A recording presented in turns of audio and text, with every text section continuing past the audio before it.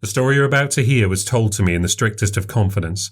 Certain names, dates and locations have been changed to protect that confidence.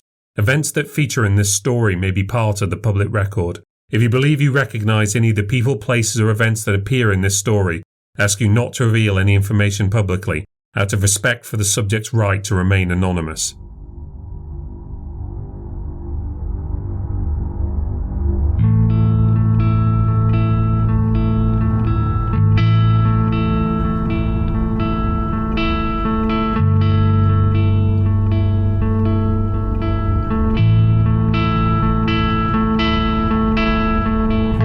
My name is David Paul Nixon, and you're listening to the New Ghost Stories podcast, where we delve into the New Ghost Stories archive to hear witness accounts of the supernatural, stories that could be delusions, lies, fantasies, or perhaps even the real thing. Just don't make your mind up until you've listened.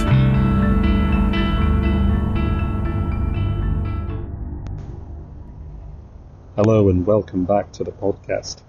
Today I'm coming to you not from the New Ghost Stories quote-unquote studio, but from one of London's many outer suburbs. It's a place I'm actually quite familiar with. When I do research for New Ghost Stories, I always try to visit the locations I write about where possible, pandemics, strikes and other crises permitting.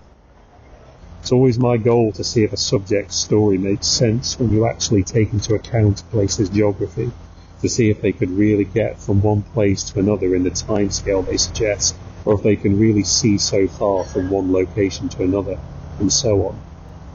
I also just want to get a sense of a place, to try and understand what it was like to really be there when something utterly extraordinary took place.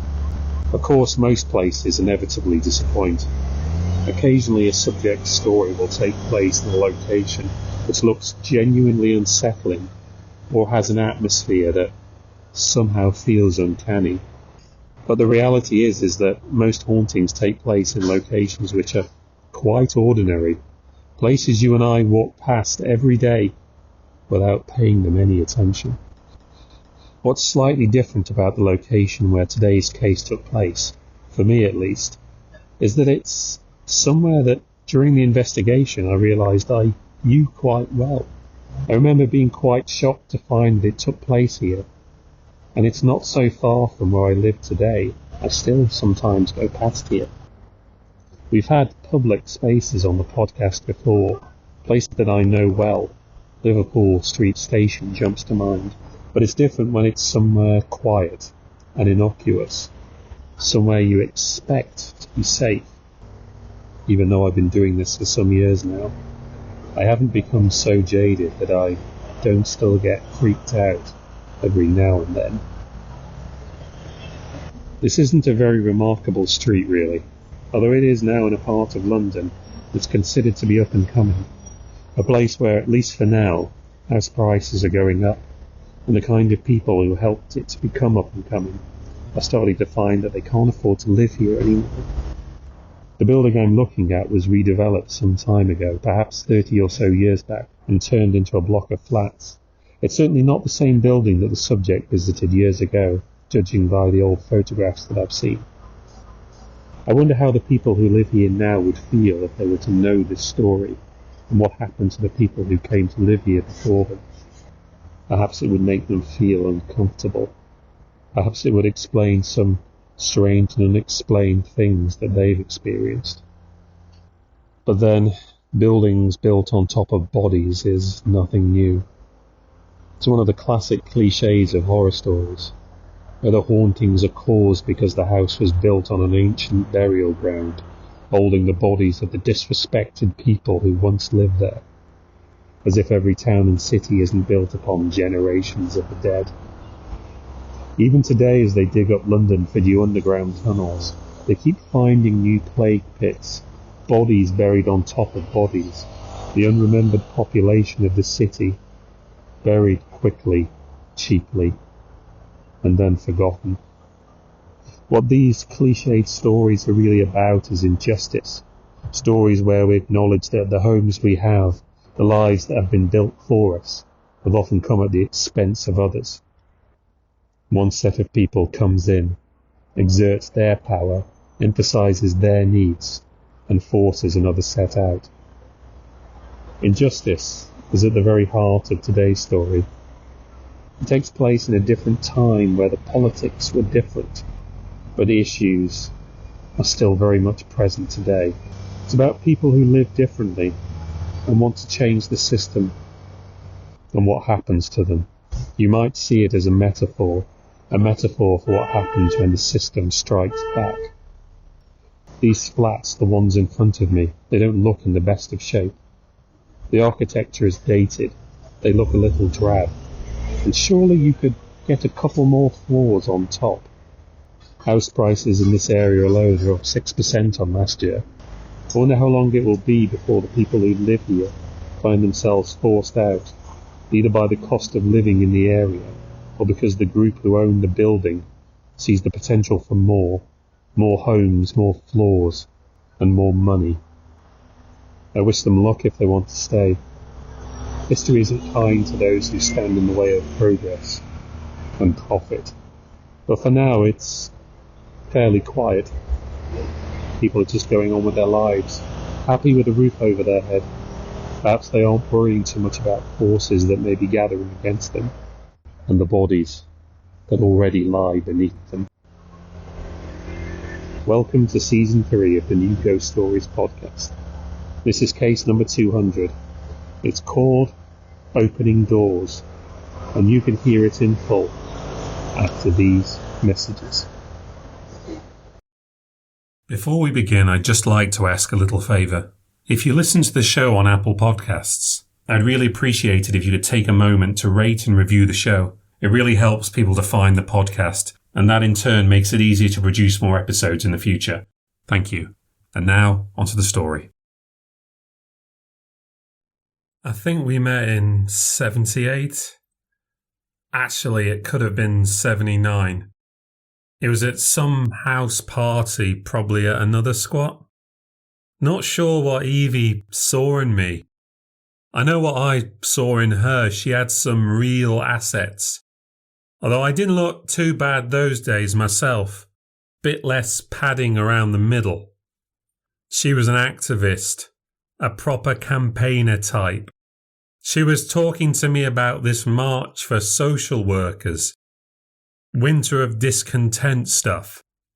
These are the valuable people in our society. The people who care for the sick, who look after the elderly and the vulnerable. What the government is doing to them is a disgrace. I wasn't that much into the revolutionary activism business. Sure, I hated Thatcher like everyone else, but I was mostly bumming around back then. Didn't really care about anything. Didn't really do anything except smoke fags, sniff glue and get plastered. But I thought she was sexy, so I made out like I was outraged by union worker pay freezes and wanted to come out in solidarity with the working masses and so on. Things we did back then. I went on that march. Couldn't have given a toss about nurses or social workers. I just wanted to get off with her. I even made my own little banner just to show her. I used to paint houses with my cousin. I was sleeping on his sofa. He had a basement in South London. He used to go out with this wiry bitch. She wanted me out. I was supposed to be saving the money for it, but I was spending it down the pub or with dealers. So I promised to paint her house. Evie's, I mean, not that other bitch. But it wasn't her house, it was some kind of shelter for... I think it was either for drugs or for the homeless. I made out like I was some kind of ace builder, worker, craftsman, but I only just about knew how to hold a roller and clean my brushes. I had to steal the paint from my cousin's dad, and the brushes. I must have done something right, because by the end of the month we were fucking. She was living in a bedsit in Barnes, used to cycle over there. But she wasn't some street kid like me. She was from a proper family, a Heart of England home counties lot. But she'd rebelled. She was against her bourgeois upbringing. Down with the toffs. She wanted to fight the class struggle. She wanted to live with the common people and sleep with the common people, like me. Of course, as soon as I got my hands on her, and all over her, I tried to move myself in. Steve and Bitchface were on at me to move my stuff out, and this is what I was always doing back then. I tried to move myself into hers. That didn't go down well with the housemates. I mean, they were all lesbians. She said that wasn't on, so I didn't know what I was going to do with myself. But she had a plan. She wanted to go where the action was, take the fight against society to the next level. She said we should move down the Villa Road. That was one of the squatted streets in Brixton, where the real radicals lived. Now those guys, they are on their own planet, doing their own thing. I liked the idea of a squat because I wouldn't have to pay rent, but this lot thought it was the trigger for bringing down the whole establishment and setting up the socialist state. It was a fucking nuthatch. Down one end of the street you had Marxists arguing with Trotskyists who were battling with Leninists who were setting up a committee to meet the demands of some other stupid committee they'd set up the week before.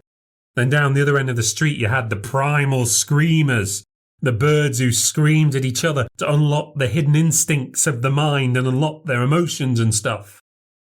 That's what the women thought anyway. Us blokes thought they were well dirty. They'd get seduced into going over there. The guys on the opposite side of the road had a telescope on them until the screamers found some thicker curtains. The guys on the opposite side of the road had a telescope on them until the screamers found some thicker curtains. I mean, look, they were good folk underneath it all. I mean, they were mad, but they cared about each other and about other people, and they'd help each other out. This is what people don't understand. They were like a family for people who had nowhere else to go, people who had nothing to do, nothing to really live for. No hope for much of a future except the dole or some fucking job picking up litter or sweeping streets. Go somewhere like Villas, they'd at least give a shit, not like the council or the fucking police. It was a bit much for me back then. I was dumb as two short planks, and even Evie started to get a bit bogged down by it all. I don't think she'd much time for all this political guff and philosophising. It's all very well for them and their talk, but people out there need help now. There are people suffering out there and they don't need talk. Be honest, I don't think she really understood it. Not that I did either. Still don't. Couldn't tell you the difference between Trotskyists and Leninists and whatever. She was pretty headstrong. She wanted her own thing going on. They'd been set up there a while, so there was all this stuff that had gone on without her. She was a bit territorial, bossy. Probably why she liked me. I mean, I'd just go along with anything. The thing that really made us think whether we wanted to be there or not was that we were supposed to, expected to sit in front of a committee to discuss our relationship, our pairing, and what it meant. They did not approve of the family unit, ties forced down upon us from the capitalist society. We had to find our own meaning in our relationships. We had to discuss our feelings and how we intended to live, and I don't even know what they thought we were going to say, but I wasn't having any of that shit. That was the one line I drew. I wasn't going to go and talk about what me and Evie got up to in front of a bunch of professors, feminists and perverts. No fucking way. She's gone for a while, and then suddenly she shows back up and says I need to pack my things. She's found a place. Some new place. I'd been stoned all afternoon, but I got my stuff together and headed after her. She told me she'd bumped into this old mate of hers, Kieran, and he was about to take over a new squat. He was going to do it with some friends who were about to get booted out of their squat, but they'd managed to fight the council off, so they were staying. I don't know if Evie talked him into still doing it, or whether he decided just to do it anyway and get her to go along. Either way, there was another bloke about, and I wasn't letting him move in on my territory. He'd managed to pick the locks of this place. That was risky. If you were caught breaking and entering, then the police could have you arrested. But if you got in unnoticed and set yourselves up there, then you could claim the squatters' rights. That's how it worked. The crowbar was the squatters' tool of choice. They were kept like treasure at the Villa Road. Some of them hung above them like swords on the wall. But the risk was that they were noisy, so if the neighbours or some busybody heard you, you could get caught. They also damaged the doors pretty bad, but they were quick. They got you in fast. What you wanted to do then was barricade the place, stop anyone else from coming in. For that, it was better to pick the locks because the damage wouldn't show and you had a chance of keeping the doors together. You changed the locks eventually, but it was the first few days where you had to be careful. Do anything you had to keep the place locked down tight. Evie kept going on about how this place was amazing. We can use it to set up a proper centre to help the community, give people time and let them see how we're just doing good things to help vulnerable people. How could they complain about that? When you broke into an abandoned council place, they'd do everything they could to put you off. They'd tear up the floorboards, pour concrete down the toilets. Seriously, I'm not making this up. They'd pull out the pipes and wrench out the wires just to stop you from setting up there. They'd rather these places fell to bits and lay empty rather than let people who needed somewhere to live use them. This place was spotless. Floorboards, toilets, pipes, plugs, it was all there. It made me think there had to be something sus about it. When I got there, I found there's something she'd forgot to tell me. This place was a factory, 4 floors, newly done up.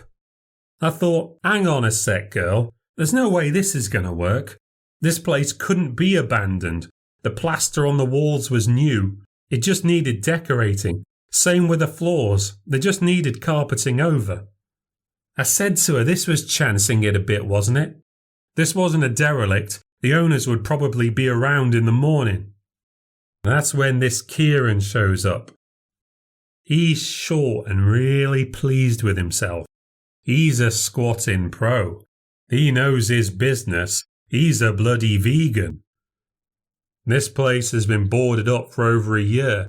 It was being refurbished, but then the refurbishment stopped. He thought the company had gone bankrupt. But then he checked the registry. They seemed to still be in business. Maybe they'd just run out of money. But here it was. This pristine, fixed-up building lying empty. Everything we could need. Bogs, kitchen, even space to park. It was only the upstairs where the electric hadn't been connected up. Everything else was as good as you could hope for. This was going to be the community centre Evie always wanted to rule. Her kingdom where she could help the poor, the sick and the needy, and provide a creative space for artists and poets and writers. The perfect hippie commune. Not intellectual bullshit, besides the poetry. It was a place just to help people. That was her theory. If you just did good, then people would get it. They would listen. You didn't have to shove Trotsky or McLuhan down their throats. I wasn't really thinking about any of that, though. I wanted to know who this prick Kieran was and what he wanted. They'd done marches or soup kitchens or something together in the past. He was shorter than me, and a ginger. But he was pretty well built. I figured if I was going to take him, I'd have to be faster. I was quite thin. I could throw a punch, but didn't have the weight behind me. Bit of a ducker and a weaver, me. That's how I'd take him. Wasn't sure what part he wanted to play in Evie's new society. But they were pretty pally. He was fitting bolts to the door. Now we were in, we had to stop anyone else getting in. The windows were already boarded up. It was the other doors we had to be careful of. Anyone with a key could get in. Kieran was keeping the lights off in case we were spotted. He said we should get bolts onto the other doors and start nailing them closed in the morning. Kieran was keeping the lights off in case we were spotted. He said we should get bolts onto the other doors and start nailing them closed in the morning when we didn't have to be so quiet. Evie kindly hands the bolts over to me and tells me to do it. I didn't want to leave them alone, but even I was thinking we were onto a good un. This was like a mansion compared to most squats. There was no furniture and just concrete floors and lots of dust all over the place. While Evie was thinking of helping the poor, I was thinking we could use this for gigs, find an old pool table and do it up. Could have skittles in the hallway. Kieran wasn't planning on spending the night, which was a bloody good job. His gear was still at his old squat, so we were there to look after the place while he got his stuff together. This was too big a place for him to look after on his own, which is why he got us along. It was only really the front door, back door and a fire escape. I screwed on the bolts as hard as I could. We'd have to board them up, but couldn't make that kind of noise yet. I don't think we had any boards anyway. Evie went around and checked the windows upstairs with her torch. It was the end of summer, so it wasn't that cold yet, but it was starting to get cold. We set up in the room near the boiler. It was probably meant to be some storage closet, but it was better to sleep in to keep us warm. It was just behind one of the kitchens. We didn't have mattresses and it was fucking uncomfortable. Nothing happened that first night, and if it did, we didn't hear it. Evie went skipping that first morning. No, I don't mean jumping. Going to skips to find stuff for the factory, alone. It's because I didn't bloody want to get up, so I was left on guard. After a while, I started to wander around. We didn't have any food except cornflakes and half a loaf of bread, no milk. I wandered upstairs to see what it was like. I hadn't been up there before because it was dark. It was still dark, but some light was getting in around the boards on the windows. There were no fittings up there, no kitchens or bathrooms, just empty rooms, except for this one that had old paint cans and a few planks of wood and some unused boards. That's what they'd left after they boarded the place up by the looks of it. I milled about a bit more when I heard a door close. I was supposed to be keeping a lookout. If that were the police, we'd have been busted. I prayed it was Evie, although she would have given us a proper earful. I got downstairs and everything was still airtight. No one was about the place. I checked all the other doors and the windows. No one was about. Everything was locked up. I just thought I'd imagined it. Evie did make it back soon after. She knocked on and I let her in. She was with Kieran. They had a whole bunch of stuff tied to a wheelbarrow. She had sofa cushions for us to sleep on. She picked them off a sofa left on the pavement. I mean, they were clean enough. The sofa had been broken, but these would be good enough to sleep on, she thought. Kieran had his toolbox with him, so it was time to start getting things fortified. They'd found some planks in a building site skip.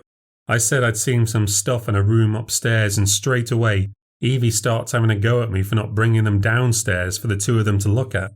I've been doing nothing all morning when I could have been helping. The bit that really got to me was when Kieran grins at me all knowingly, like as if he's thinking, typical Kev, like he actually knows me. He decides to go with me to get the stuff, not that I needed his help. Problem was, I thought the stuff was on the second floor, somewhere just right of the stairs, but when we went up there we couldn't find the stuff. It was pissing it down outside, so we weren't even getting any light either. So we went up another floor to see if he could find the stuff there. Turned out all the paint stuff was on the top floor and on the left side of the door. Now I can forget stuff sometimes, but I don't think I even ever got up that far. Yet suddenly all the paint and junk is up there. I hadn't been drinking. I was dying for one, but I wasn't out of my head or anything. It just seemed weird then. Now it really freaks me out. Later, when I was nailing planks over a fire exit, Evie comes over and says, "Did you just hear a door bang shut?" She thought she'd heard someone come in, but I'd not heard anything or seen anyone walking around except for the three of us. I got my orders to go on a special job in the afternoon. I got sent to the post office to get a photocopy of the squatter's notice. We had a blank one that Kieran had lent from one of his mates' copies of the squatter's handbook. I made sure I got it quick and got back to the factory in case he was going to try something with Evie. But he was just playing with wires and shit, seeing if he could get the lights on upstairs, but with no luck. We got the notice up outside round the back. They felt really good about getting that up, but it was just a piece of paper. I couldn't really see how it was going to stop the pigs from turfing us out if they wanted to. But apparently they couldn't. Kieran didn't hang around in the evening, which was good. Evie had gone shopping before the shops closed and we had some baked potatoes and beans in the little kitchen. The gas wasn't connected, but we had a couple of little camping stoves. Evie was feeling too tired for any action, so I went down the local for a couple while she slept it off. Played a couple of games of pool and almost got in a fight. When I get back later, Evie's all in a panic. She's heard someone upstairs, heard footsteps and doors closing. I pick up a plank of wood with a nail in it and grab a torch and lead the way up there. We go up all 4 floors, go over each one room by room. We don't find anything, but she's a bit spooked. I tell her something must be loose somewhere, like a board or something on the roof maybe. She's not so sure. She's sure she heard footsteps. She's still not in the mood, so we go to sleep after.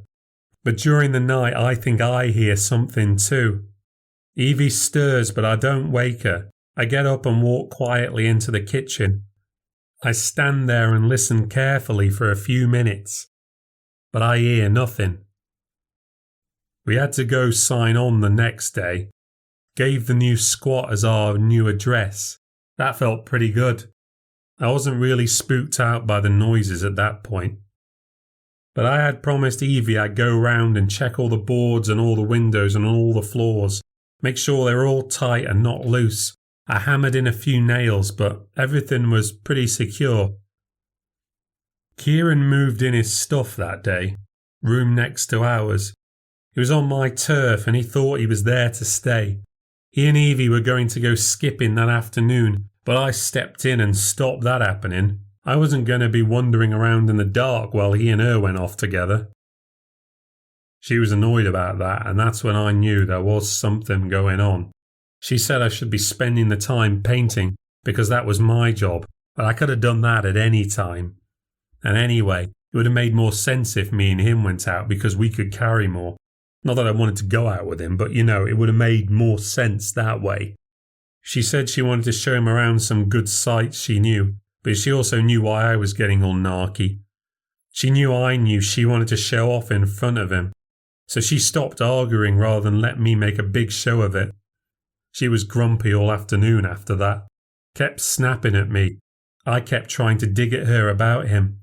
Didn't you want to spend your afternoon with me? Rather spend it with the ginger, would you? Stop being so childish, she'd say to me. Perhaps I should have let him have her. Let her boss him around the way she used to boss and nag at me. I wonder if that would have changed anything. We spent the evenings sewing blankets and shit together. That Ponce knew how to sew too. I was supposed to go see my mate Byron, but I didn't want to leave the two of them, especially as she was pissed off at me.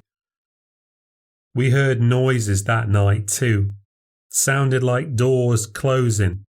We got woke up by the sound of a door slamming. Evie had another go at me saying I hadn't checked all the windows properly. Can't rely on you to do anything, can I? I told her I sodding had checked them all 4 floors. I'd been and checked them all. Whatever it wasn't because of the windows. She made me go up and check all the floors again. Didn't see what the point was. If anyone had got in, they wouldn't be hiding, would they? They'd be grabbing us by the ankles and dragging us out. So I went upstairs on my own with a torch. That Kieran didn't seem to have heard anything. He was busy snoring his head off. I went upstairs and I checked every floor. There was nothing going on. Place was dead. It was weird though, because by this point I'd been up there a fair few times, but I never got used to it. I never knew my way around. It was dark, yeah, but it was always different. The stuff you recognise, like certain coloured boards over the windows or missing floorboards or dented doors. They never seemed to be in the same place twice. No matter how many times I went up there, I could never tell one floor from the other. And then when I was checking out the third floor, a door slammed shut behind me. For a moment I was shit scared because I thought someone must be in that room behind the closed door. I went up to it really slowly and opened it. There was no one in there. It was the only way in and out. Windows were boarded shut. They'd not been opened. Didn't know what to do about it. And I didn't tell Evie when I went downstairs. Told her I'd seen nothing. I didn't know what was causing the doors to slam. I thought maybe it was the neighbours. We had offices on one side and houses on the other. Who knows what was going on in there? But I wasn't thinking it was anything paranormal. Not then. There were people sniffing around the next day. Evie heard them outside and we managed to get a look at them through a gap in one of the window boards upstairs. They looked like workmen. Maybe they were security. People paid to have these sorts of places looked after, but security guys usually did bugger all, just looked to see if the place was still standing once a month. Perhaps they'd spotted the poster.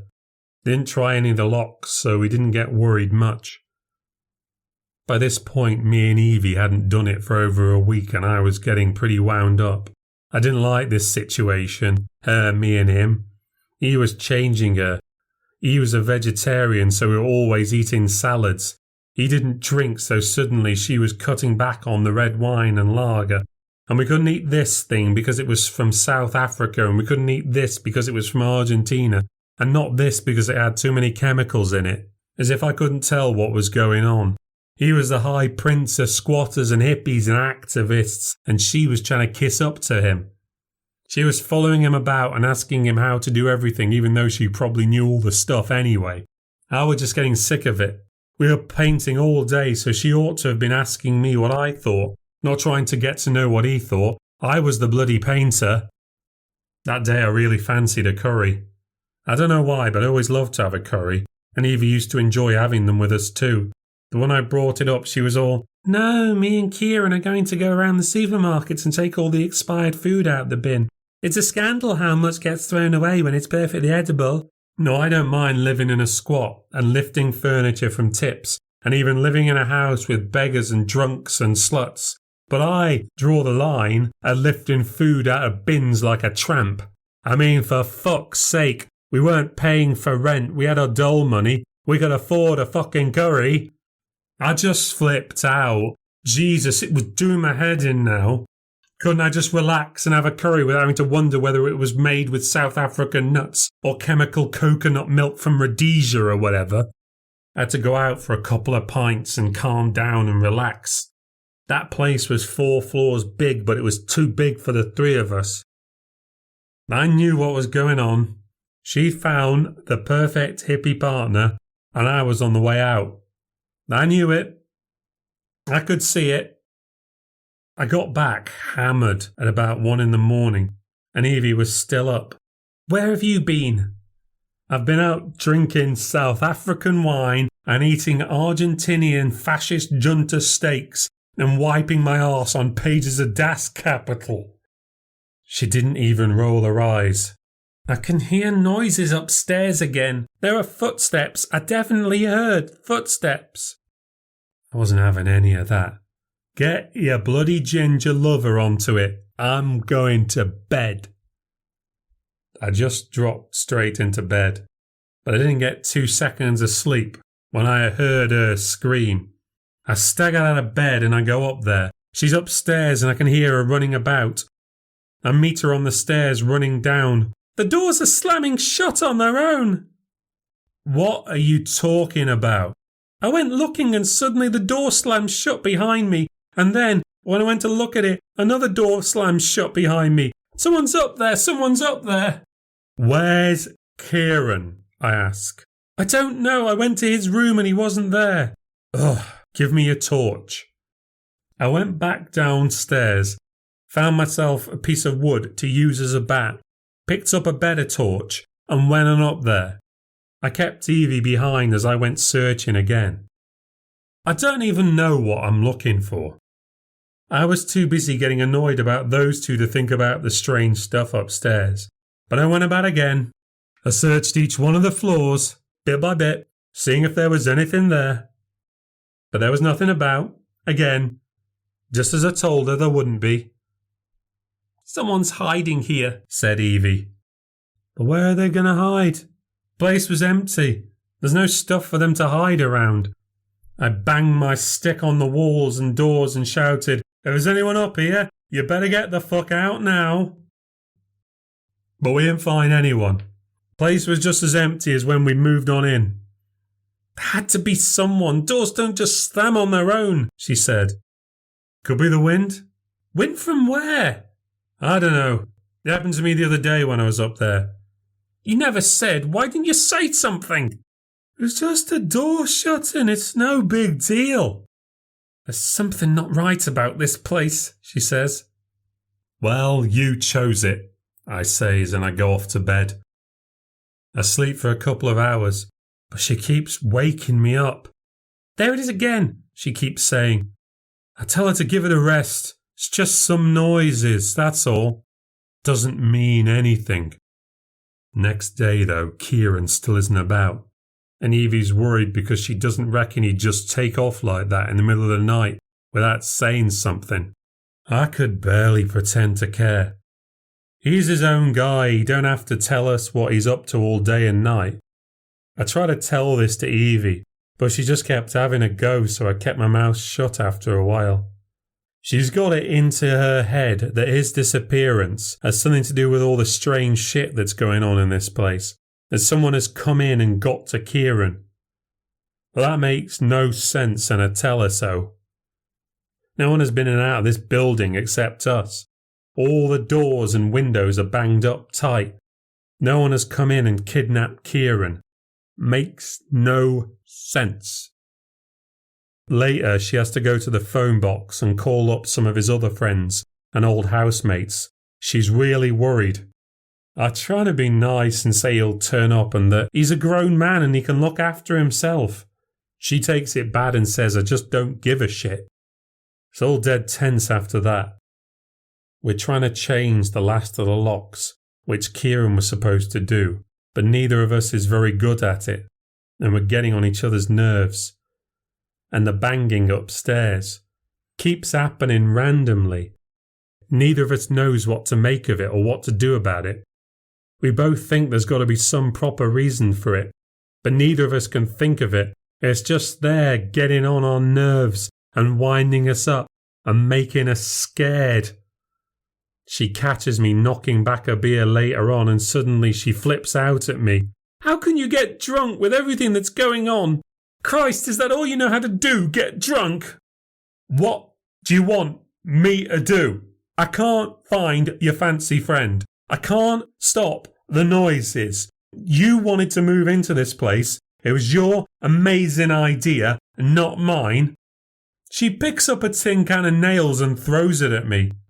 I know she has a temper, but Jesus, she suddenly now wants to kill me. For fuck's sake, I shout at her. I swear she's about to throw a hammer at me when suddenly there's a huge racket from upstairs. It's as if all the doors have slammed shut at once. She shrieks and drops the hammer. They start slamming in rhythm, like beating drums. What the fuck is going on? I shout. I can't take this anymore, she screams. She picks the hammer back up and goes up the stairs.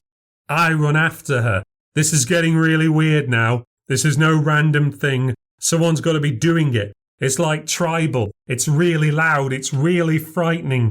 Someone doesn't like us being here, and they want us out. She goes onto the first floor and starts shouting, "Come on! Come out! What do you want?" The sound stops the second we're off the stairs. Evie, we should go. I don't want to stay in this place. She ignores me. If only, for once, she'd fucking listened. I don't know what's doing this, she says, but I'm going to find you. I don't know what you want, but this is our place now. We've got rights. It was silent for a moment. What's the matter? Show yourself. It was still silent. Then a door creaks.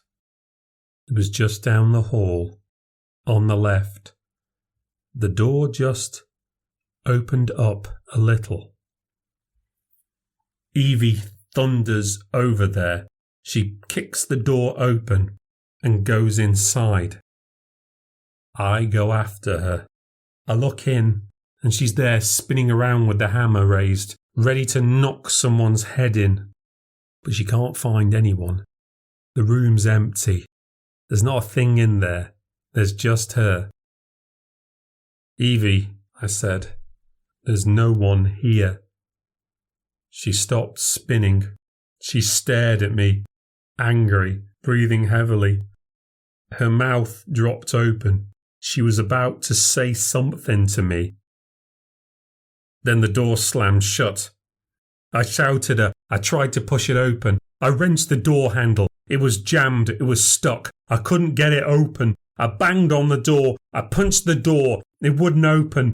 I kept shouting her. I couldn't hear her. She wasn't banging on the door on the other side. She wasn't trying to get it open. Why wasn't she trying to get it open? I slammed it with my shoulder. It didn't budge. I did it again. It came open easy. I fell down on my knees. She was gone. The room was empty again. No sign of Evie. I yelled for her. There wasn't any answer. I didn't get it. How could it happen? There was no way out. I've checked. She'd vanished. I didn't get it. I didn't understand it. How could this happen? I ran about looking for her, floor by floor, shouting her all the time. I didn't know what to do. She just vanished. I got all the way up to the top, still no sign of her. I just didn't know what to do. It was like some magician had pulled a trick on me. Girlfriend vanishes from room. Figure that one out. As if I'm fucking Jonathan Creek. My heart was beating. I was desperate and I was lost. I'd searched that place, each floor from top to bottom again. And there was nothing else to try. I started searching each floor one after the other again and again, going through every room, floor after floor. It was like a maze. I couldn't tell one floor from the next. I went up and I went down and it was never the same. I couldn't even tell you how far it went up. It sounds mental, but I'm not even sure there were 4 floors anymore. I just kept going up and I went down and I went back up again. I couldn't get my bearings. She was gone and I was lost. It went dark outside. I still didn't know what to do. I was just wandering from one side to another through one door after another until I saw I wasn't alone. I heard someone walking across the floor. I turned around and there was a man there. It wasn't Evie. They were dressed all in black. They were tall. That's all I saw. They had a torch and they shined it right in my eyes. I panicked. I ran for it. I legged it down the stairs and out into the street. I think I thought they were following me. I'm pretty sure now that they weren't, but I wasn't taking any chances. I got lost. I didn't know that part of town yet. And I just flipped out, you know. I didn't know what was going on. I was pretty sure we'd been rumbled. The owners had twigged we were there, or some security company. Not the cops, they'd have made too much noise. I didn't know what to do. Evie had vanished. That factory had swallowed her up. And now there were people there. Maybe they'd vanished too. I was too scared to go back. Not right away. I was tired. I was lost. I ended up just sitting and sleeping in this doorway to some old offices. It rained, but I managed to stay dry. I didn't sleep much. and I got kicked out early by some cleaner. I wandered the streets for a few hours. I didn't have any money. My wallet was back at the factory. I had to go back. I found my way to somewhere I recognised and I made my way from there, sticking to streets I knew. I looked the place over from out the front. It looked just the same as it did always. Dirty red brick, windows all boarded up, doors barred. Still 4 floors. Nothing looked like it had changed from the outside. I went round the back. The door looked like it did before.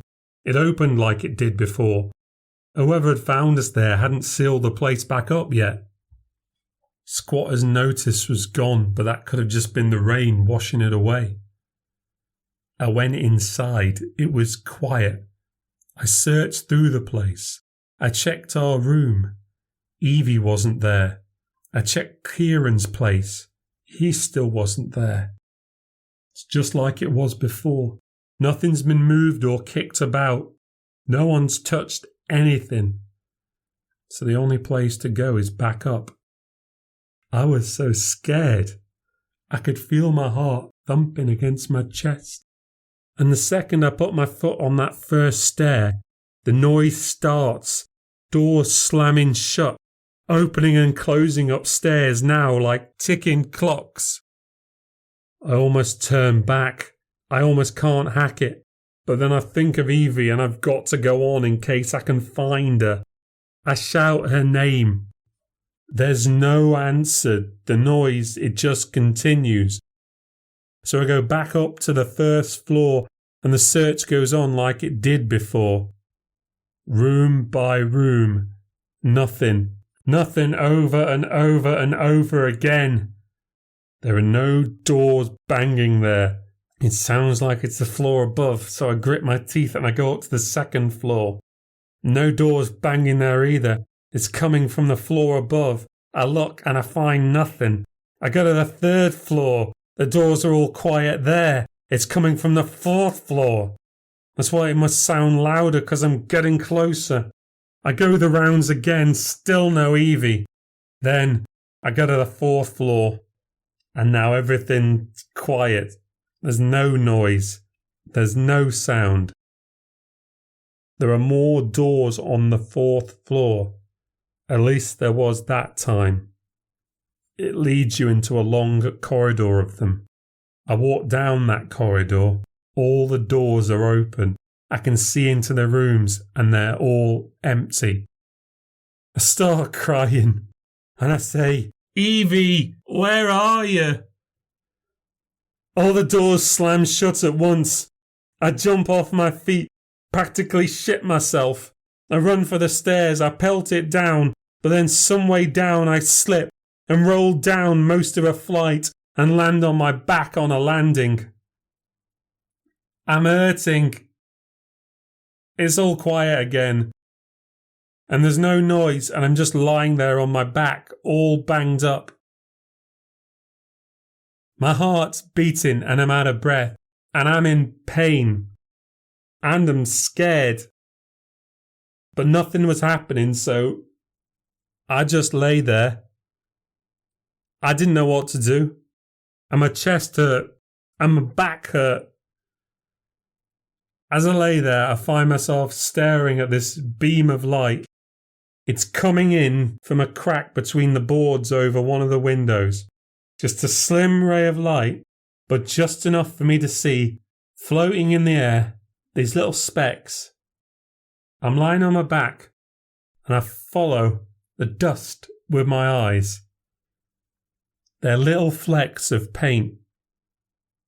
They've come from something I've not seen before. I never got used to those floors, but I could see something I'd not seen, and that was a crack in the wall. I got myself up and I walk over to it. I actually hear it crack and I jump back. The line is straight, vertical, and it goes up to the top and then across and then back down again. It's a doorway. Another door. It's hidden beneath the plaster. Someone's painted over a door.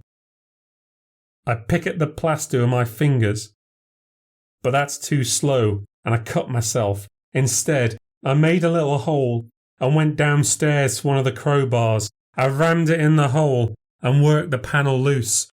There's a stiff board there, but it doesn't seem like it's been nailed on too tight to shift. Not many nails anyway. As the board comes away from the wall and more paint cracks and falls, this smell starts to come out. This sticky, horrible smell. I crow the board far enough away from the doorway that I can get my hands behind.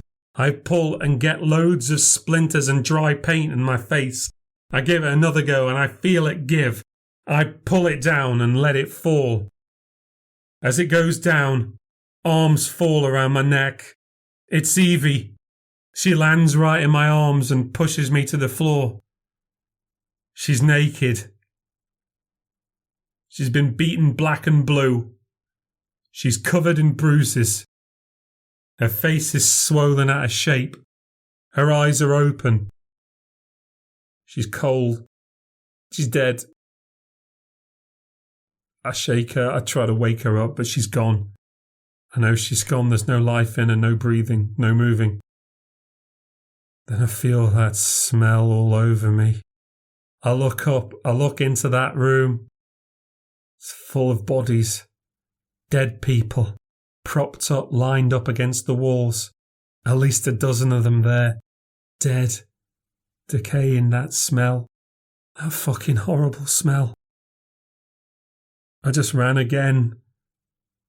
I left poor Evie there. What the fuck had they done to her? I didn't dare go back in. I was too scared. I went and I told the police. I never walked into a police station voluntarily before. But they took one look at me and the state I'm in and they just figure I'm some junkie. Some layabout off his fucking head. I shout at them and have a go at them. Tell them about the bodies and eventually they call up the owners and ask nicely if they can have a look around. They chuck me out, tell me to come back later. So I go back to my cousins, but bitch face won't let me in. So I end up back at the villas and they take me in for the night. I go back to the police station the next day, wait an hour and get told there was nothing at the factory and get told to piss off. I flip out and they chuck me out. I went out and back to the factory later drunk because I'd never have had the courage otherwise. Locks were changed, doors sealed again. Proper cover up, like it's never happened. Police never did shit. I went to 4 fucking stations and none of them did a fucking thing. I went back to the villas and told them, but they didn't believe me either. They thought I'd taken too much acid and flipped. And when they heard Kieran had gone too, they thought they'd fucked off together. And I'd gone off my head and no one was fucking listening to me. I spent time living on the street after that. I got chucked out the villas for drinking and fighting. And I did a lot of drinking after that. Didn't stop for about 15 years. I heard Evie's parents tried to find me at one point. But what did I have to tell them? Stupid old junkie like me. She just disappeared and no one cared. All she wanted to do was help people. What did I ever do that was any fucking good?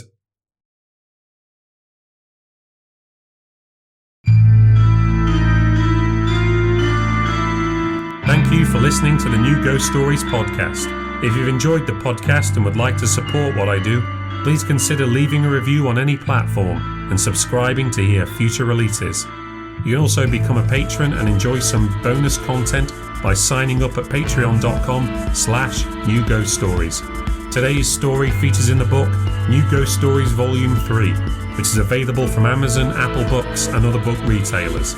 This podcast is written, presented and produced by David Paul Nixon. If you'd like to find out more about New Ghost Stories, visit my website newghoststories.substack.com, and to get all the latest from me, follow me on Twitter and Instagram @New Ghost Stories. Next time on the New Ghost Stories podcast, spiders. Lots and lots of spiders.